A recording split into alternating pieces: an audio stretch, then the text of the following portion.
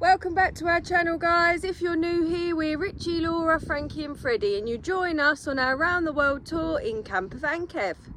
This week we visit the province of Rize before heading into Georgia. We hope you enjoy it. Today we have come to Rize. And if you haven't noticed the big thing behind us, it's a big chai cup. So let's go and check it out. This is the hometown of chai, possibly where it originated from. I'm sure I've read that. I'll have to double check, but I think that's right. Who knows, but it looks good. So along here there's a lot of shops all selling chai bits and pieces. There's chai pots, chai cups, chai leaves, I believe. Yeah, loads of them. So online it said there was some sort of bazaar. I'm not sure if there's meant to be one here and we're in the wrong place, or whether this is the bazaar. I was expecting it to be a bit like a market type thing, but this is more like shops, but it is really pretty. So this restaurant that we're actually sitting in doesn't just do the normal Turkish chai. They've got all different ones like lemon and... Not that I can read the Turkish menu very well, but there is quite a few different chais on this menu, which are all grown in the fields in the mountains behind Rize, which is just brilliant, really. So this one here is it's got lots of benefits to it. I'm using Google Translate because I have not a clue what it says, but it says revitalises and nourishes hair, relieves muscle and joint pain. There's so much to it. It's obviously very good for you. We better get a few cups of that getting us. Now look at them for a milkshake. Look lovely.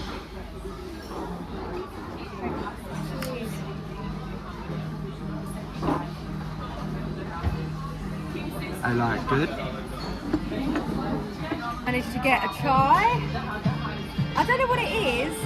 I've got addicted to these now. I really like them, and when we first tried them, when we first come in, I was like, oh, it just tastes like tea without milk. But the more you drink it, I think it's acquired taste, and it's so nice. And it's just so nice to just sit and have a try. Like, you see a lot of people, Turkish people, just taking pictures of chai. It's like they're so excited about, and they love it so much. One of the main reasons why we come here is because we was hoping to find a chai pot. The more we drink, the more we like it. So we want to get our own little setup so we can then offer them out to the Turkish people that we meet. But it isn't really that kind of thing. They do a lot of the tea leaves, but they don't do any of the... Oh, they do a few pots, but not the ones with the burners on the bottom, and that's what we're looking for. So we're going to have a quick pit stop. We just sat down for a glass of chai now, and then we are going to head up into the mountains where the tea fields are, and I'm hoping we'll be able to find a pot up that sort of way.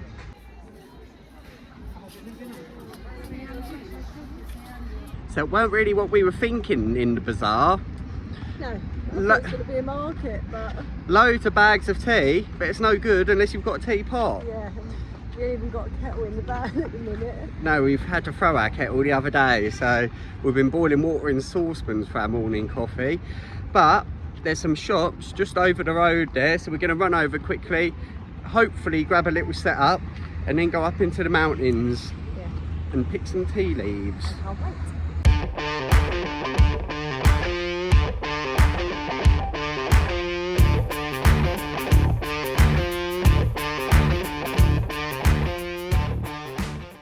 Well, we can't really find what we was looking for down there.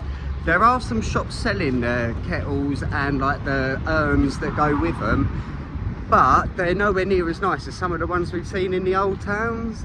In the old towns, you seem to get some real decorative, really pretty ones. So yeah, we're gonna hunt out a little shop like that. Yeah, we're gonna hold out for a minute, not rush into it, and find one that we actually like. Yeah, can't wait though.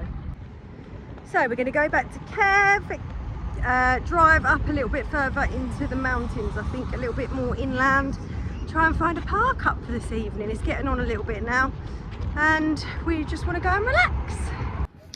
Kevlar.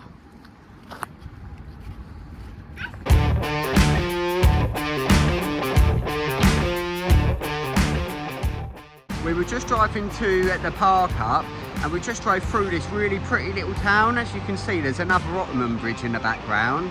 But better than that, there's some really nice teapot shops as well. So we've quickly just dumped Kev on the side of the road. We're going to run down there and hopefully we can get our chai set up.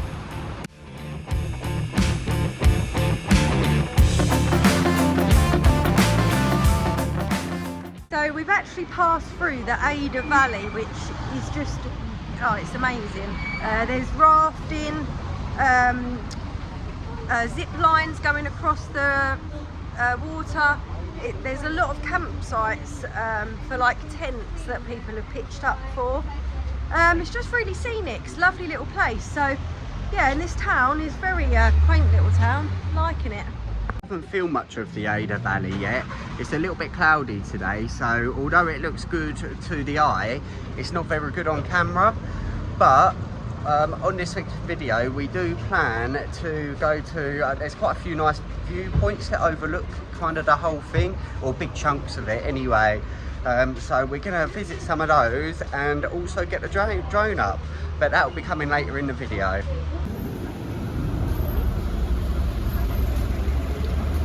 These are the kind of shops that we've been thinking of. All these nice patterned ones. We quite like the style of that one there. So that's possibly what we're going to go for. But how pretty are these? And when we was in Saffron Blue, they said that a lot of the copper ones are handmade as well. We're also getting some Ida tea, actually from Ida where we are. We've been driving past a lot of lorries that are fully loaded with tea leaves. So we finally got a chai set up. We didn't go for the big samovar or something, I think they're called, that some people have recommended us, only because we haven't got a lot of space in Kev and there's only 2 of us that drink it. So we got a little one with a little like burner thing that goes on the bottom, so it's not too bad.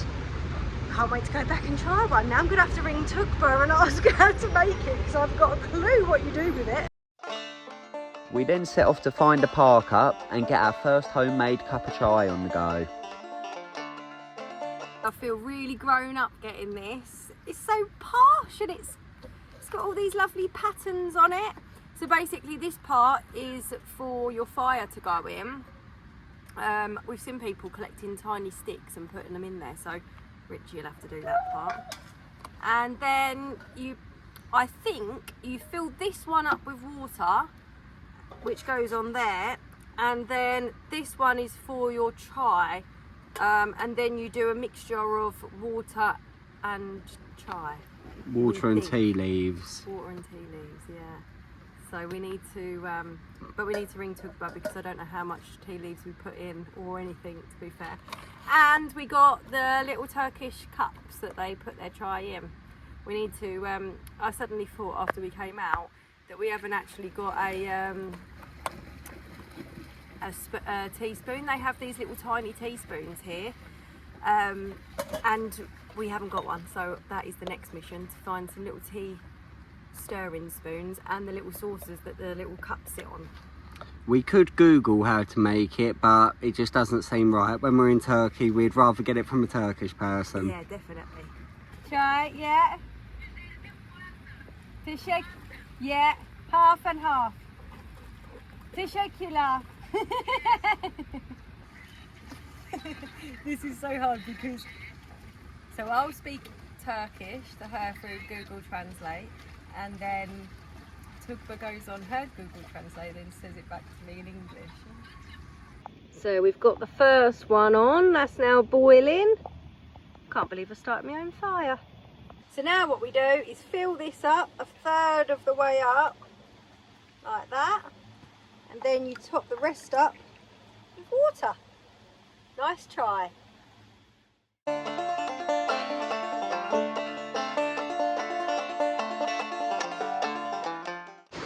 Well, we've left the park up this morning and we are going to see quite a picturesque castle. Looks really nice in the photos, but on the way here we thought, we drove past this place, we thought we just got to stop. It is so muggy today. It's boiling, but there's no it's sun. Yeah, and it's windy. It's just still so muggy. So just pulled in, have a little dip in this freezing water, and it's cooled us down a little bit. And there is a little cafe over there behind us. We was hoping for a cold drink, but they only do chai, and it's a bit too hot for chai today. So yeah. The Turkish wouldn't say that. The Turkish would say it's any time it's time to die. The Turkish have mouths of stone. They can drink chai at the hottest temperature you can imagine.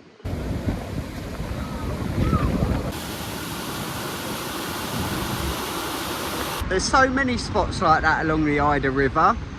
Really nice. I think I said yesterday, there's so much rafting, there's like these huge swings that people go on. It's a lovely area, quite touristy but very picturesque. We're going to stop at a few places along the route to the castle just to give you a bit of an idea what it's like here.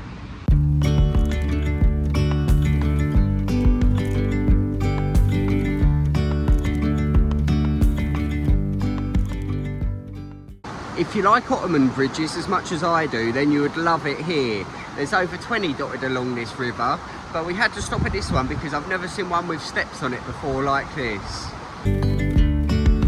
Yesterday there was sun and there was rain, beauty in the mundane, and as the light startled our eyes, we let go of disguise. And now there's something in the air and a sparkly shimmer on our skin, restoring everything within. Oh, dreamy, breezy we go. We're at the castle entrance now. It's called Zilkale Castle. I think that's how it's pronounced, it might not be. But basically this castle, the main entrance, apparently it was big enough back in the day so that they could load mules and caravans. Hopefully as we go round it's going to explain a little bit more because we're a bit in the dark at the moment. Zilkale is a medieval castle located in the Fatina Valley, also known as Storm Valley. It is believed the castle was built between the 14th and 15th centuries. The castle is built 700 metres above sea level and it sits overlooking the Fatina River. The setting is very picturesque with green mountains surrounding each side and is one of the most important historical structures in the Rize province. We thought we'd just do some drone footage while Laura makes some food. The drone lost signal. Normally it comes back, but I think it's hit the castle wall, come tumbling down. We'll just see a man walking with it who was looking for us, but smashed to pieces. I don't know if it's going to work still or not. Luckily, the drone had saved some footage to the phone, so although it's a lower resolution, at least we managed to save something from it. And you can see the real beauty of the castle from the sky.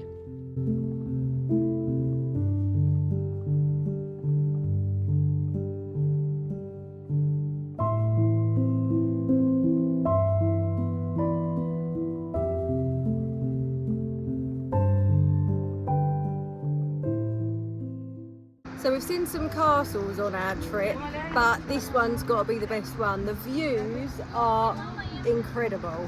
They're so beautiful with the valley going down there, and this right up on top of the hill is just amazing.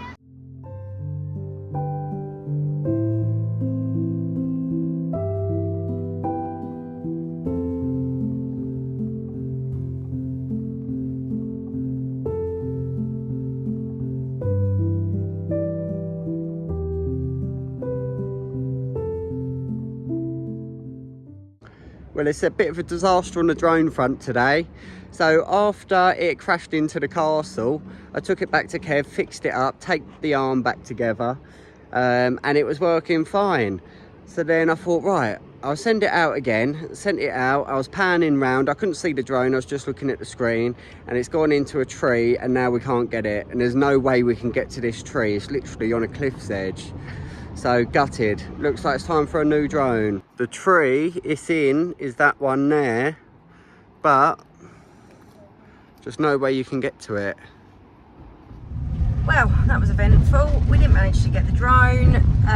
It was stuck in the tree somewhere. Couldn't even see it. It was like looking for a needle in a haystack. Richie tried his best, bless him, to get down there, but it was like cliff's edge really. Couldn't find anywhere to put his feet, and getting stung alive by stinging nettles. So I told him to come back up. And we was meant to be going to a viewpoint of Ida Valley, but obviously we needed the drone to do that, and it's hardly worth going to look at it now. So now we're going to go and find a park up. It's getting quite late again, so we need to get a move on and try and find somewhere to sleep for the night before it gets too dark.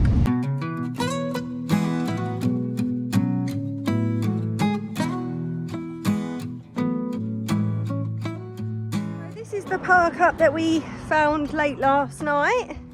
It's quite nice. Kev's there, beach is there. The only problem is it's quite close to the main road, and it's just like a little car park thing, but it was nice. It's nice enough sleep, quiet. I think all the lorries are all parked up there ready to cross the border.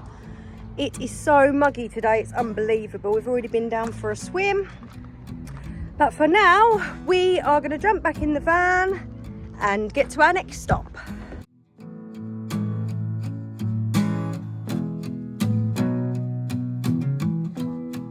So we're at the border of Turkey and Georgia, country number 16. So it's a really strange border, this one. We're not really quite sure what's going on. I think Laura and the boys have just had to go upstairs with the passports, and I'm taking the van through, I think it's like baggage control or something, they said. Really friendly people though, but it's just we're running around here, there and everywhere, so hopefully it all works out and we get through nice and quick. So we're back. I am like a drowned rat. My mascara's running, I'm sweating. It's a nightmare. And I took Richie's passport because I assumed that's what he said, get out, take everybody's passports, go and sign in. Obviously the bit that we just came from was like a bit of like an airport type thing where you come through customs. And he looked at Richie's passport and was like, well, where is he then? I was like, well, he's in the van. So then we just got police escorted down through the elevator through a back entrance somehow. For him to give Richie his passport back. I don't know whether he believed that we had somebody else's passport or not, but now we're sitting here waiting for Richie to get his checked. We've been, what do you call it when they stamp your passport? We've been removed, we've been deported from Turkey. It's quite a long border. I reckon we've been queuing for about an hour now. All of our passports have now been done, and I think we're going through customs, so hopefully we'll be through soon, but it's gone really smooth considering. And we are through, thank God for that. It wasn't actually that bad. We didn't have to, we just went through the customs bit, which they asked for the driving licence and car documents. Once again, no, nothing with the dog, nothing with the rabbit, don't even really look in the van. The insurance, you don't have to wait to get that before going through to the, like after the border customs bit. You organise that after if you want to. We organised it before we actually came in online, and I'll get Richie to put the link in the comments somewhere. It was 45 Georgia money, whatever that is, we haven't worked it out yet, which works out, it come up on my bank, which is £14, which pretty good for 15 days. So yeah, not badly priced, and it's really self-explanatory on there. It's really easy to do. So yeah, now we're going to go and have a little look, try and find a SIM card and get something to eat. That's it for this week, guys. We hope you enjoyed it. Join us next week as we spend our first week in Georgia. And if you haven't already, please make sure you like and subscribe. Bye. Bye.